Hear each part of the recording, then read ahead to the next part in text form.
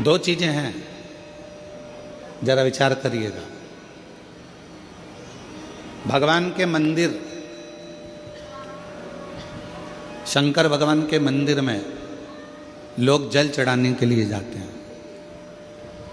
शिव जी के मंदिर में लोग जल चढ़ाने जाते हैं। आप लोग जाते हैं कि नहीं जाते? जम के तो बोलो, जाते हैं। ठीक है। शिव जी के मंदिर में यदि आप जल चढ़ाने के लिए जाते हो और आपने अगर शिव महापुराण की कथा को सुन रखा है तो कथा में बारंबार आपको सुनने को मिलता है कि ये शिवलिंग शिव है, ये जलाधारी माँ पार्वती जी का हस्त कमल है, ये सामने से जो जल बहता है, राइट में गणेश है, लेफ्ट में कार्तिकेय हैं, बीच में अशोक सुंदरी है। शिव जी के ऊपर जो बूंद बूंद पानी टपक रहा है वो शिव जी की 5 लड़कियां जया, विषहरा, शामली बारी, दौतली, देव है। ये सारा पूरा की पूरा स्थान शिव जी के सामने से जहाँ से जल बहकर जमीन पर आकर नीचे जाता है वहाँ पर 33 कोटि देवता विराजमान हैं।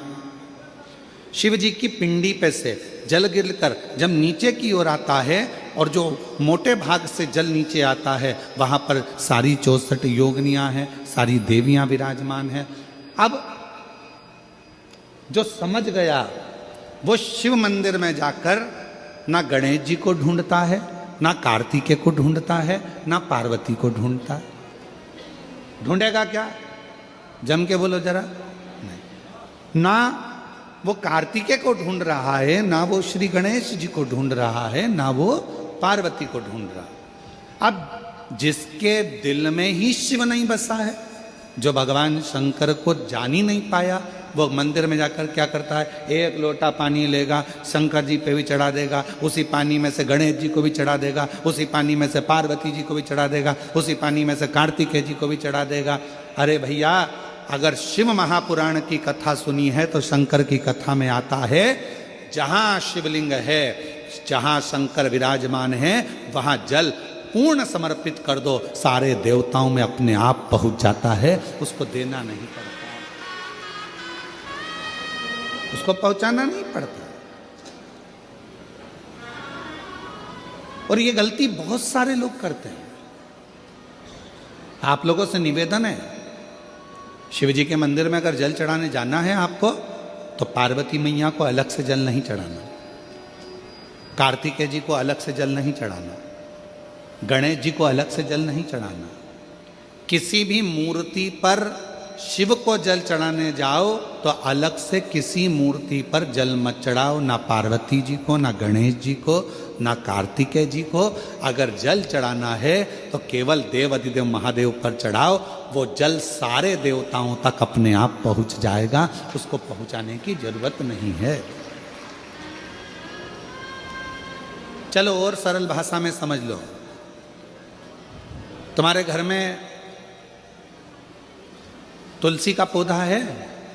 हाथ उठाओ जरा, किस किस के यहाँ? सब लोग रख लो। अब ठीक है, रखो। तुलसी के पौधे में पानी कौन कौन देता है? सब देते हो? ठीक है। पत्ते पे देते हो क्या?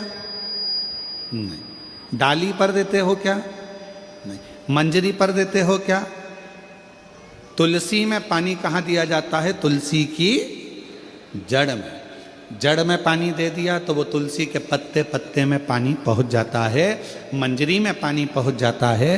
वृक्ष की जड़ में पानी दे दिया तो वो पानी सब दूर फल में, फूल में, डाली में, पत्ती में, सब जगह पर वो पानी पहुंच जाता है। उसी तरह जैसे जल जड़ में दिया जाता है, पानी जड़ में दिया जाता है तो वो सब जगह पहुंच जाता है। उसी तरह शिव मंदिर में केवल शंकर भगवान पर जल चढ़ाया जाता है तो वो सब देवताओं तक पहुंच जाता है, सब देवताओं तक।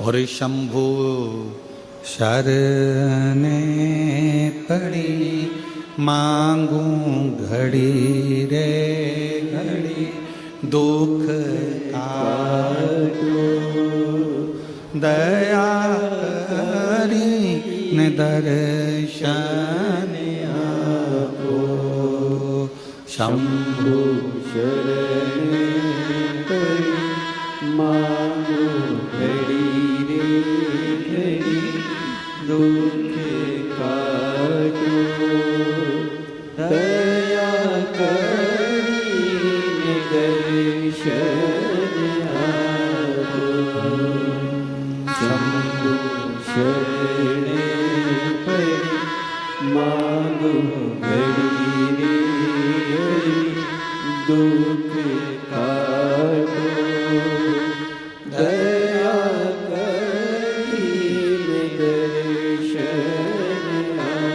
आपको अलग से जल देने की जरूरत नहीं है, पत्ते पर अलग से पानी डालने की जरूरत नहीं है, डाली में अलग से जल देने की जरूरत नहीं है। केवल जड़ में पानी दीजिए, फूल में, पत्ती में, फल में, सब जगह पर वो पानी पहुंच जाता है। उसी तरह अगर जल देना है तो शंकर जी के मंदिर में कभी भी जाओ, ना पार्वती जी को पानी चढ़ाना, ना गणेश जी को पानी चढ़ाना, ना कार्तिकेय जी को पानी चढ़ाना। अगर लोटा भर के जल चढ़ाना है तो किस पे? महादेव पर चढ़ाना, शिव।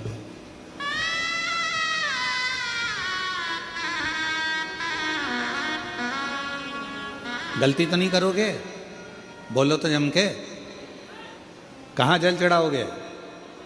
शिव जी पर। अब कई लोग पार्वती जी कपड़े पहनी है, वस्त्र पहनी है तो भी पानी चढ़ा के चले जाते हैं, गणेश जी वस्त्र पहने हैं तो भी लोग पानी चढ़ा के चले जाते हैं, कार्तिकेय जी वस्त्र पहने हैं तो भी लोग पानी चढ़ा देते हैं। ये ठीक नहीं। शिव महापुराण में सीधी सीधी बात करी है, सारी समस्या का हल एक लोटा जल। अब जल कितना लेकर गई हो मंदिर के लिए? जम के बोलो, एक लोटा। अब सियोर वाला महाराज कह रहा है कि एक लोटा जल सारी समस्या का हल। तुम जल चढ़ाते चढ़ाते इतने दिन हो गए, तुम्हारी समस्या का हल क्यों नहीं हुआ? क्यों? क्योंकि तुम पूरा एक लोटा जल शिव जी को दे ही नहीं पा रही हो। आधा जल इधर चढ़ा दूं, आधा उधर चढ़ा दूं, आधा उधर चढ़ा दूं, आधा इधर चढ़ा दूं, तो तुम्हारा तो कहावत ही आदि हो गई कि आधा लोटा जल। तुम्हारी तो कहावत ही आदि हो गई।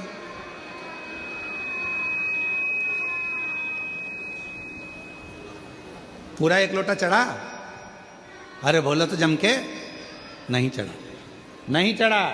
इधर पार्वती जी को चढ़ा दिया, गणेश जी को चढ़ा दिया, कार्तिकेय को चढ़ा दिया, और फिर शिव जी को जल चढ़ा रही है। या शंकर जी को चढ़ाने के बाद थोड़ा सा बचा कर इधर भी चढ़ा दूं, उधर भी चढ़ा दूं, उधर भी चढ़ा दूं, मन में रख लिया बचा कर।